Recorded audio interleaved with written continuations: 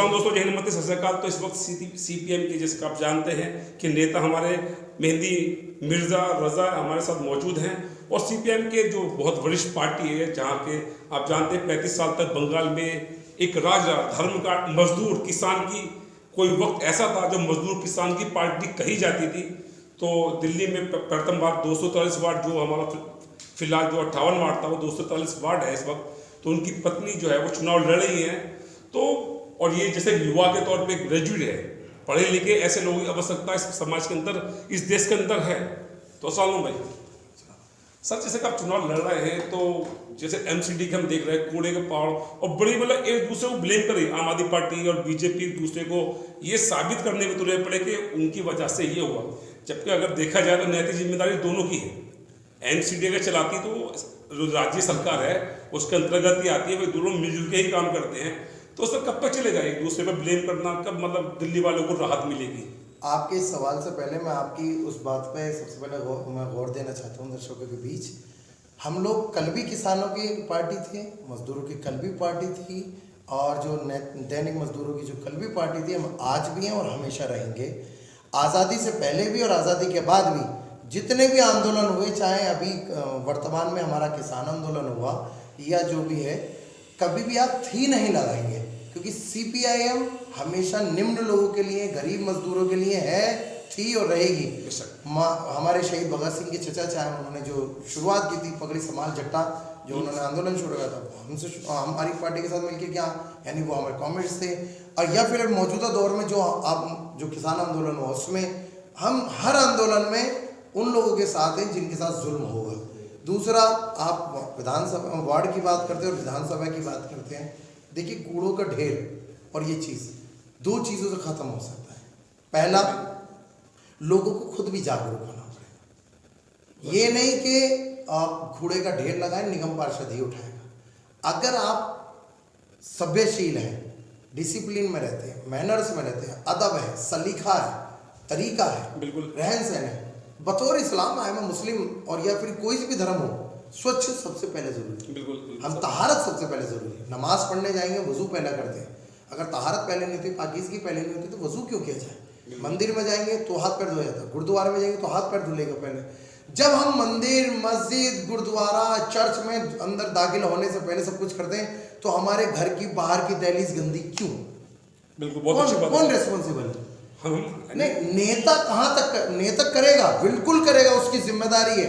अगर मैं आता हूँ या मेरे कोई भी आता है, उसकी जिम्मेदारी है उस कूड़े को उठाए, लेकिन उस कूड़े को सही तरह से कैसे रखा जाए?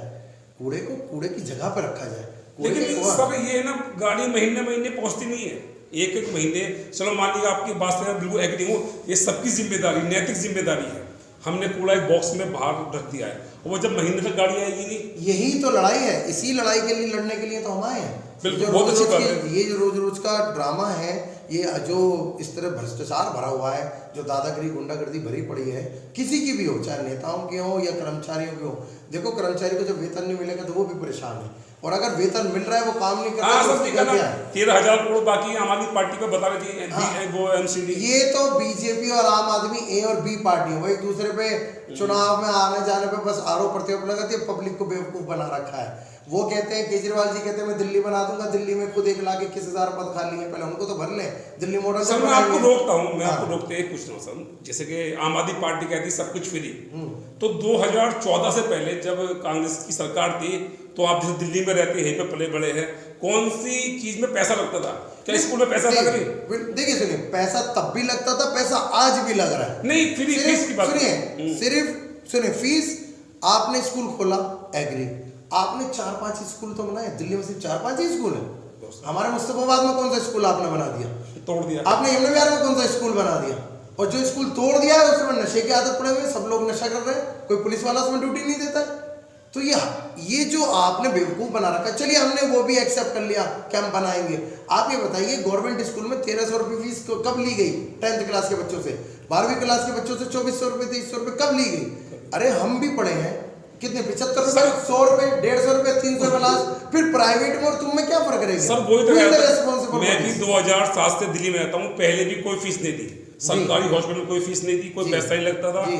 और यहाँ अगर ऑल इंडिया की मैं बात करूँ, सरकारी किसी भी हॉस्पिटल में या सरकारी स्कूल में कोई फीस नहीं होती, तो सर फिर फ्री क्या है? ये तो आप जानना चाहोगे मिर्जा साहब? यही तो हम सवाल करना चाहते हैं केजरीवाल सरकार से, जी, बोलिए, हाँ, बोलिए। कि आखिर फ्री है क्या? हाँ। अस्पताल में जाएंगे पंत में, वो दे देंगे, लीजिए भाई बाहर से पाइप लेकर आओ, ये दवाई नहीं है बड़ा महंगी दवाइयाँ और पाइप इंस्ट्रूमेंट्स और डॉक्यूमेंट्स, ये तो सारा तुम बाहर से मंगवा रहे हो। फ्री क्या? खाली डॉक्टर ऑपरेशन जो कर रहा है वो, या जनरल जो वार्ड मिला वो, इसके अलावा फ्री क्या? कुछ भी नहीं है। आप बताइए 1300 रुपये, अब मान के चलिए मैं रेडी चलाता हूँ, आपने लॉकडाउन में मुझसे 1300 रुपये ले लिए मेरी बच्ची से पढ़ाने के लिए, उस वक्त वो आदमी ने 1300 रुपये दिए कहाँ से? हमने सोचा आपने? बिल्कुल नहीं। बहुत बुरा वक्त था सर, बिल्कुल।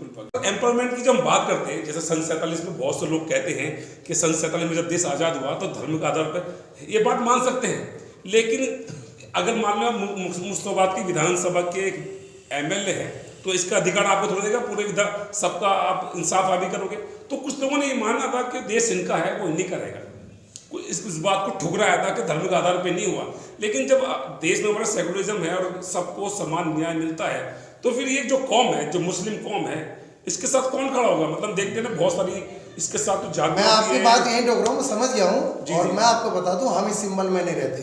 CPIM में जातिवाद धार्मिक कुछ नहीं होता। हाँ, मतलब हम अल्लामा इकबाल ने अगर नज्म पढ़ी थी, सारे जहाँ सच्चा हिंदुस्तान हमारा, उसमें एक चीज़ है, यूनान और मिस्र रोमा सब मिट गए जहाँ से, अब तक मगर है बाकी नामो निशा हमारा, मजहब नहीं सिखाता आपस में बैर रखना। जैसे कि आपको अगर जनता चुनती है, जैसे बहुत अच्छी बात है, पढ़े लिखे ग्रेजुएट लोगों का राजनीति माना बेहद जरूरी है, तो क्या जो ये समस्या है, छोटी मोटी जो समस्या है, जैसे कि सफाई नियमित होगी और नालियों की पानी से नालों की सफाई, जो मतलब एक निगम पार्षद को करना चाहिए, तो क्या अगर जनता आप पे ट्रस्ट करती है तो आप उस पर खड़े हो सकते हैं? मुझे कोई व्हीकल चलाने नहीं आती, मैं पैदल चलता हूँ, और पैदल चलने वाला साधारण आदमी होता है। जब मैं खुद सनूंगा, खुद गंदा होऊंगा, तो जाहिर सी बात है प्योरिटी के तौर पे, मैंने बताया ना, जब मैं गंदा होऊंगा तो मैं आम पब्लिक की तकलीफ को समझूंगा और उस गंदगी को खत्म कर दूंगा। तो जैसे मेहंदी मिर्जा थे, बहुत बारीकी से सबका जवाब दिया। उनका कहना है कि जो भी निगम पार्षद के कार्य होते हैं, उनकी पत्नी अगर जीत के तो 240 वाट से कराती है।